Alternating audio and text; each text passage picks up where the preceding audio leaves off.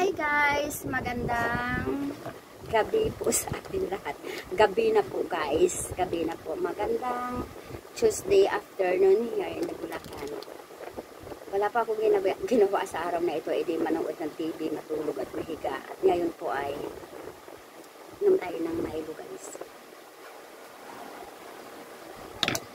Ayan po. Tsaka kain tayo ng polvoron. Ayan po. Pabili ako ng polvoron. Ano ba yung singsing? Kung saan. Ayan po. May iba siyang flavor. Ito ay ubi flavor. Iba-iba pala ng flavor to Ate Lita.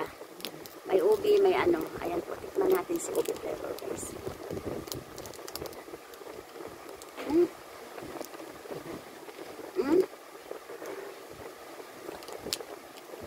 Okay lang.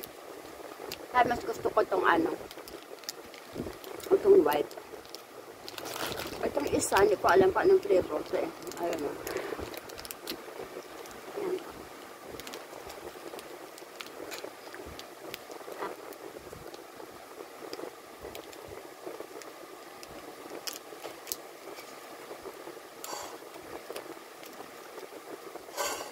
Napanood akong isang video. Ang isang family na yun, mga bata lang po sila guys. Tapos parang napanood ko sa isang vlogger na parang maraming tumulong doon sa batang yun kasi parang wala silang magulang, tinulungan sila ng mga kababayan natin. Pinadalan sila ng pera sa GCash hanggang sa umabot yata ng 50K yung pinadala sa kanila. Ngayon, yung batang babae, kumbaga siya yung pinagkatiwala sa kanya yung pera na yun sa GCash niya. And then, may tumawag sa kanya, guys. May tumawag sa kanya na parang boses bakla daw. Sabi niya. Tapos, ang sabi sa kanya, isa ako doon na kaibigan. Kaibigan ako nung vlogger na tumulong sa'yo, sabi niya.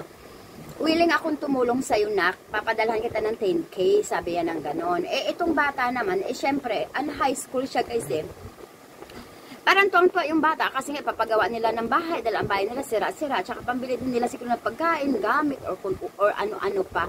Natuwa naman yung bata dahil magsisend daw doon sa GCash siya ng 10K. Tapos sabi sa kanya ng kausap niya, isend mo yung OPD mo. Ano ba tawag nun? Code niya o yung OTP? O OTP niya. Isend mo para ma-send daw yung pera. Itong bata naman, binigay. Ayun na, nangyari na guys. Kasi nabuksan yung GCash niya, na-scam siya, diba? Nakuha yung lahat ng pera, umabot yata ng 50K. Yung sa akin naman, yung mga ganyang gawain naman, please naman, masarap ba kumain ng galing sa scam? Masarap ba kumain ng dahil sa nanloko kayo ng tao? Masarap ba sa pakiramdam na kumakain kayo o yung pamilya nyo galing sa panluloko? Alam mo, sa hirap naman ng buhay, lahat pinapasok. Pero marami naman siguro mga trabaho dyan na pwede naman natin gawin. Huwag lang po tayong manloko. Kasi pananloko po tayo ng kapwa natin, babalik po yun sa atin. At saka parang ang pangit naman siguro na galing sa panluloko sa ibang taong pinapakain natin sa pamilya natin. Yun na yung guys. At sa akin parang napanood ko pa rin isang vlogger, yung si Diwata. Kasi parang binabash na rin si Diwata. Ngayon kasi nga parang nag-iba, lumaki ang ulo, nag-iba ang ugali niya. Pag may regalo ka, istimahin ka niya. Pero kung wala naman at nag-hi ka lang, lumapit ka lang, magpapapicture ka lang, parang nagagalit siya. Sabi niya, busy daw siya. Sana Diwata, mula talagang napapanood kita, pero never ka nagbanggit na pasasalamat sa atin, Panginoon.